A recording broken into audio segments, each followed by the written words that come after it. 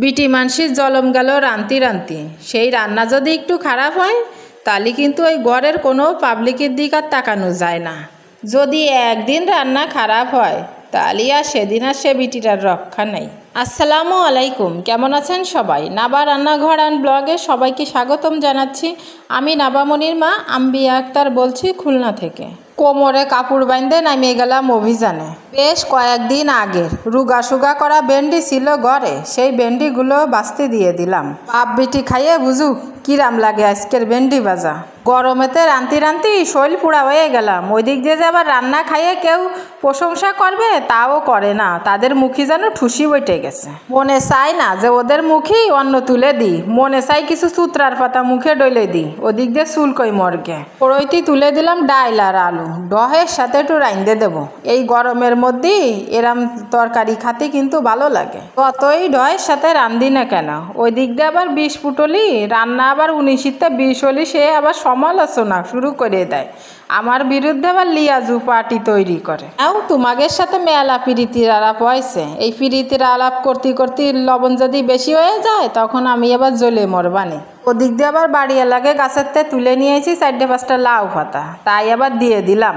দেওয়ার কোনো ইচ্ছে ছিল না, ওই যে তোমাদের সাথে রসের আলাপ করতে যাইয়ে 1 হলুদ 2 বার দিয়ে দিছি। নেও ঠেলা সামলাও, নিজের মান ইজ্জত বাঁচানোর জন্যই দিয়ে দিলাম করা লাউ পাতা।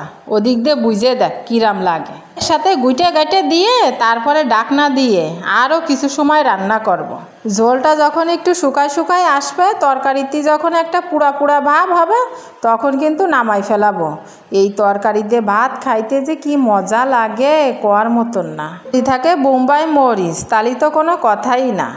আমি আবার আমার বাড়িওয়ালার কাছ থেকে একটু বোম্বাই মরিচ চাইয়ে নিয়ে আইছিলাম এই তরকারি দিয়ে খাবো দেখে। দেখো দিনই রিজিক যার যেইখানে সে কিন্তু সেইখানে পৌঁছে যাবে। ওই যে নিয়ে বসলাম থাল থাল ভাত, মুখের মধ্যে পুড়ে দিতি এত মজা লাগলো।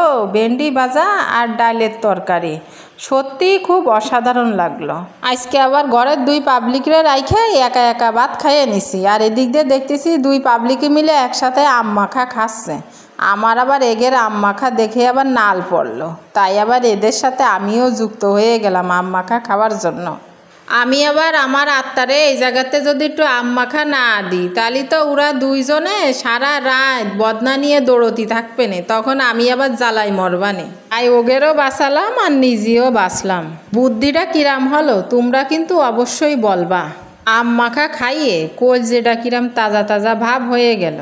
ভিডিওটা কিরাম লাগলো জানাতে ভুলবা না, ভালো লাগলে লাইক শেয়ার করে দিবা। আজকের মতন বিদায় নিলাম, সবাই ভালো থাকবা, সুস্থ থাকবা। পরবর্তীতে নতুন কোনো ভিডিও নিয়ে হাজির হব। আল্লাহ হাফেজ।